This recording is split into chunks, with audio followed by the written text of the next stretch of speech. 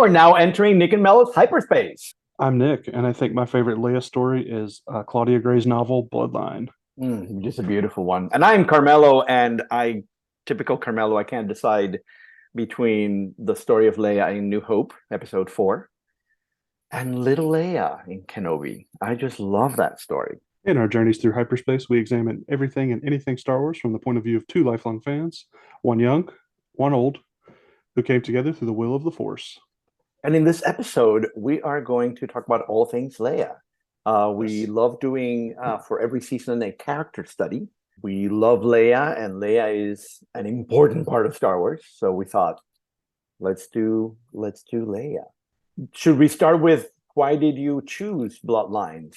Sure, yeah. I chose it because it's for those of you that don't know, it's a novel that takes place shortly before The Force Awakens and really sets up the sequel trilogy. Basically, the idea of this novel is, Leia, Luke, Han, the main crew that we all know and love, they know the secret of Leia's true father, but the galaxy at large has no idea. And a political rival of Leia's kind of leaks that out, and the galaxy finds out, and she's basically ousted and scrutinized and basically want pitchforks and everything at the stake. So, yeah, it's just fun to see kind of the galaxy's reaction to something we all know, but very earth-shattering or galaxy-shattering for everyone else. It's just a fun story. I love that book because we know we witnessed the process of Luke processing Vader being his father, but we don't really have that with Leia in the films. Nope. And so I was very appreciative of Claudia Gray doing this novel because it was really fun, sort of seeing the weight of Vader on Leia and her being a public figure, because Luke is just a Jedi. Listen to me, he's just a Jedi. He's the Jedi. The Jedi. But Leia is a public figure. And so ousting her about this is something that has not only personal consequences, but political consequences. When Leia shows up in the first movie, she was just so unlike everything else. And so I chose that one as one of my two because I love seeing a woman that was so different from most of the women in action adventure at the time. Mm-hmm. And that was just delightful. I love how much of Carrie Fisher there is in Leia. Yes. And so that, I always say that Leia is the invention of George Lucas and Carrie Fisher, because that actor sort of made Leia who she is. And so that's why I chose that one, because there's something really wonderful about her in the very first movie. And I like her in many of the other things, but that was a good one for me. Good one for me. Yeah, she's very great. I've always appreciated that, especially just given the historical context of when the first Star Wars came out and how women at that time were not usually a lead or even, very active in the story. Yep. And she was very, given military orders and leading the escape on the Death Star. It was just really cool to see that. Yes, absolutely. It's really interesting how we have the novel that you mentioned. We have the young adult novel also written by Claudia Gray, Leia, Princess of Alderaan. Another excellent. If you're watching the video, here's the cover. And then we have the comics that came out 2015. Directly after A New Hope. Right after New Hope. But there's not a lot. Like Vader, we are bombarded with Vader. Like I'm sort of ready for no more Vader. I've been ready, so I've been ready for a while. But it's really interesting how Leia is very much a visual screen culture character that has a few things outside of it, but it's not like all the characters where there's just a plethora of things. What I really enjoyed is that the little bit that we have is really quite wonderful. I love the ancillaries to the story that we see on film, and then the little bit that we see on television. I have a question for you. Sure. Because Leia at the beginning, she's sort of the only woman around. Yeah. But now, it's really interesting. Star Wars now is famous for its women. Mm-hmm. So it's fun to see the first one and then see sort of how Leia creates, I don't know, like a little avalanche of Hmm. women, both in animation and in live action. Do you do you see Leia in others, or do you see her as a unique character? And this is not a trick question. This is sort of an honest question because I have thought about that a lot. You said, so do I see Leia in other characters, or is she Yeah, like a like unique? do you think the other female characters in Star Wars are sort of coming from Leia, or Their own thing? are they their own thing? I'm going to take a cheap answer and say yes to both. And because I think I see some characteristics, and especially one that jumped out immediately was Hera. I see a lot of Leia and Hera, but also Yes. Leia Hera is also her own character in her Hmm. own right. Hmm. They're very similar in their the leadership and kind of being compassionate and very strong-willed and very Hmm. independent. But Hmm. also Hera's a pilot. Leia's not necessarily a pilot, but they do Right. have their own differences. And That's true. Hera comes from a family of, I guess Leia does too, but a family of surrounded by war, directly involved in war. So there's some similarities, but I do think they kind of have their own differences there. So that's the first one that came to my mind. Okay, okay. Because I'm always scratching my head about this because there is this sort of tendency in Star Wars from the very beginning, from Leia on, of this sort of independent, assertive, strong women Hmm. in Star Wars. And it starts with Leia. She's the first one. She Right. really is the first one. Even in the original trilogy, Mon Mothma As one scene. is a powerful woman, but she's a very different woman from Leia. Hmm. In a way, she's very much a politician. In a way that Leia is sort of a politician that doesn't feel like a politician. Hmm. And so it's really interesting to see characters like Mon Mothma that are, in a way, personality wise, very, very different from Leia. But to me, Hera, Ahsoka, Even uh, Ray, I think Ray has some. Ray, they all have that sort of like Yeah. that to me is sort of it's in the same genetic pool Hmm. as Leia. And so it's just interesting. It's just interesting to see that I think almost like a heritage. I think the common thing with all those characters and Leia is there's a tenderness to them, but also they're not afraid to fight and do Yeah. the dirty work. So I think there's a good balance between the being a leader, being a mother Yes. figure, and then also Yes.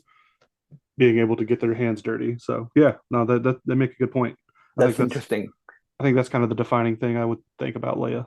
One of the things that when I teach my sort of gender unit in my class, we always have this really interesting conversation about Leia is a character that sort of the traditional roles of women are connected to her, but they don't define her. Hmm.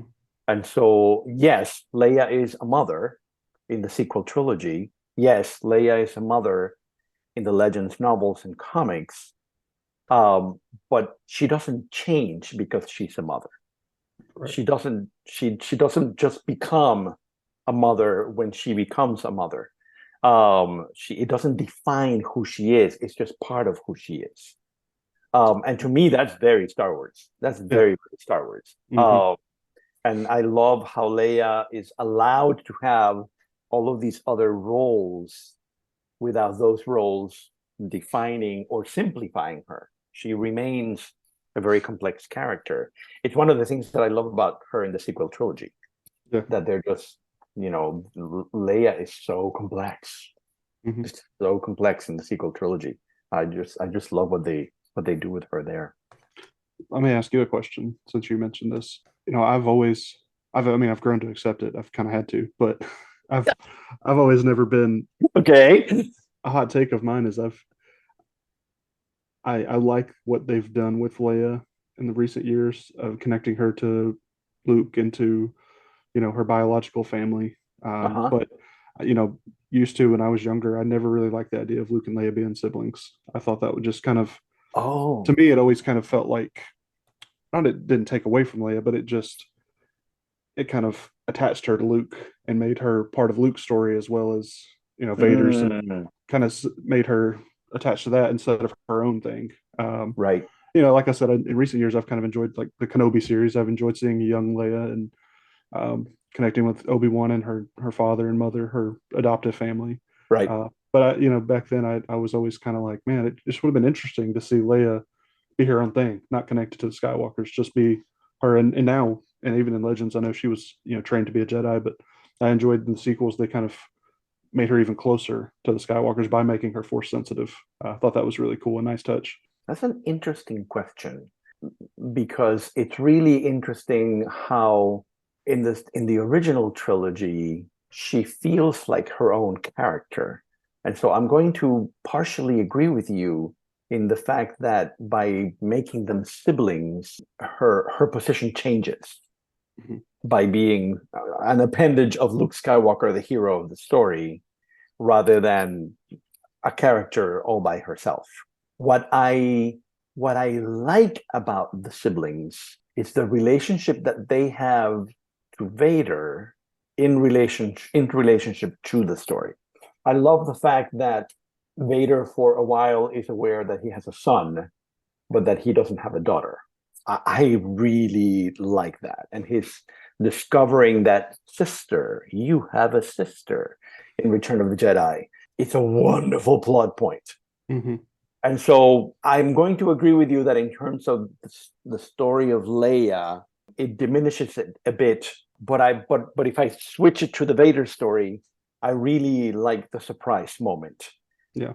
of Vader not knowing that he had twins, and that it is a brother and a sister, and that I really like. I just don't think very much about their being brother and sister. It just Well, it's been like that for 40 years now. So, right.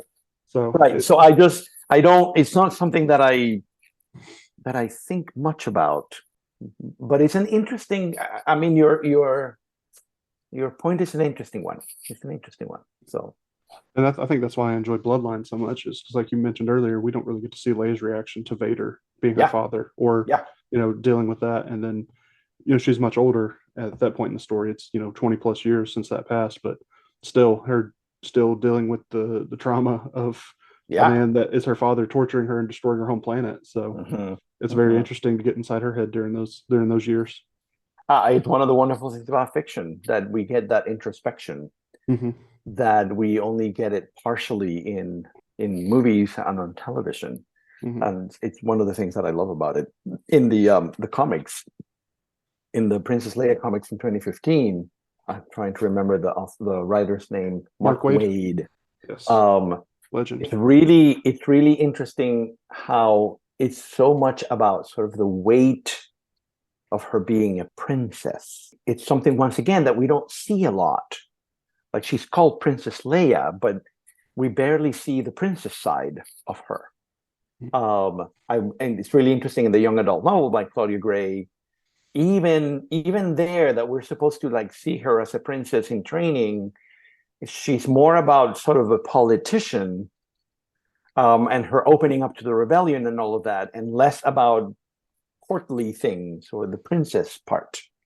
But the comics is very much about that role, and so it's really nice to have moments where that sort of nobility royalty element of Leia is explored a bit further because we have no time for it in the movies, and in the novels it's sort of there as a title but not as a function. I love in the comics all of these people sort of like, oh, it's Princess Leia, so it's like, there's always sort of a deference to her, to who she is and all of that, Well, which was so new to me. Like when I read it and I'm like, oh, okay, there's some people that sort of follow that protocol in Star Well, Wars. makes me think of the opening scene of The Force Awakens when Poe Dameron gets the map, and he says the general's going to like this, and he says, "To me, she's royalty." I've always Yes, loved that. I've always loved that yes, line. It's a good yes. line.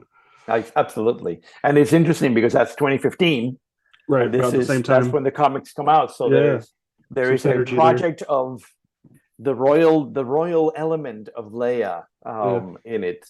I hadn't thought about those two connecting them, but that's very, very true. So Carmelo, I think we talked about this before, and I think we may have referenced it on our show before, but Leia's an interesting character, as she's one of I call them the trio, the three most popular characters, Luke, Han, and Leia. But really, her and Luke are the only characters we really get to see from birth to death. True, We get to see her whole lifespan. Other characters, we true. just kind of jump in when they're already alive, or towards the tail end of their life. But that really, to me, also solidifies her significance in the major story of the Skywalker saga. I had until you mentioned it, I had not thought about it. Yeah. And I thought it's sort of a beautiful thing for having the whole arc in the movies, the comics, the books, and in all of that stuff. You had mentioned sort of like, does the being Luke's sibling sort of diminish the position of Leia? But I think Leia's character is sort of strong enough for me that relationship with Luke doesn't diminish it so much, because there's so much in there. There is so much in there that I find it really interesting to have such a strong female character that lasts so long. Because between 1977 and even after Carrie Fisher's death, 2019, we have plenty of Leia. And we're still getting Leia stories and the supplemental material, comics and books, and Right. still Right, getting right, a ton right. of Leia. She's not going away. That's right. In the new Star Wars series between Empire and Return of the Jedi, She's very, she's a main element of that story too. oh yeah, very big player. Yes, yes, yes. I got to catch up with that one. Oof. Yeah. So much to do.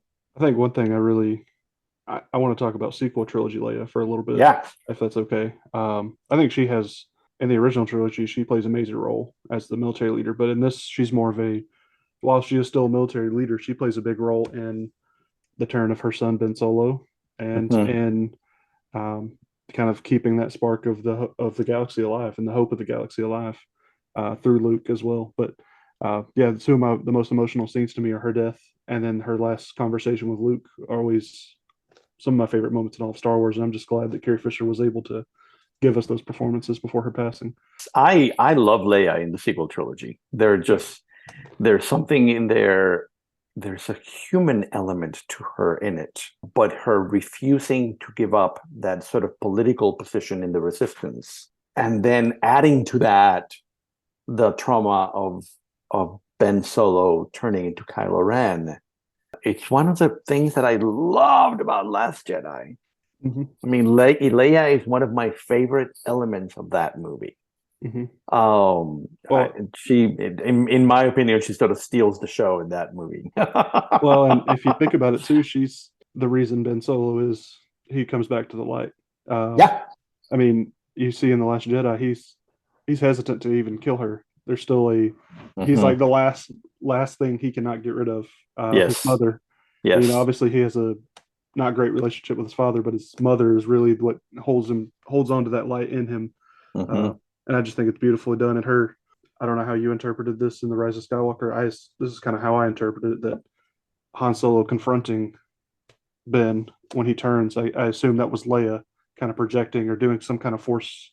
Oh, interesting. Force, not, I don't know, magic. I don't know what you call it, something with the force to make Han appear, because either that or he has some delusions. I don't know.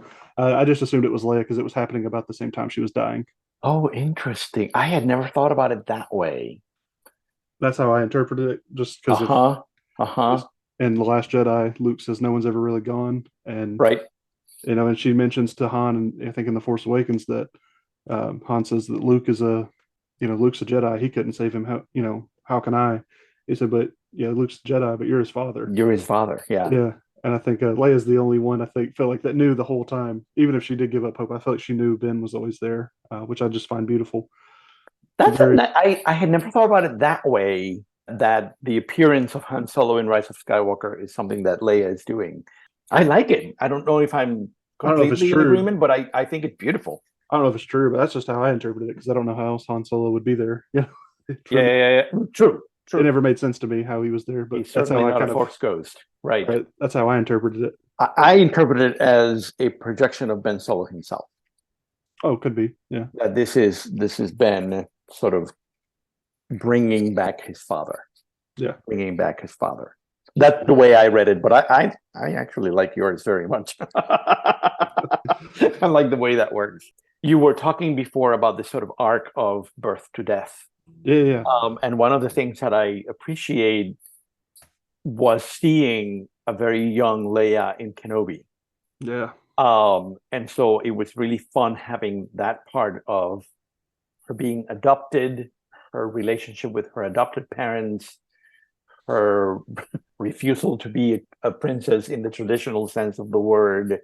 I mean, that little girl stole the show. Was uncanny. It was sort of like, yes, this is exactly the Leia that we would get at age 5, 6, 7, whatever, however old she was.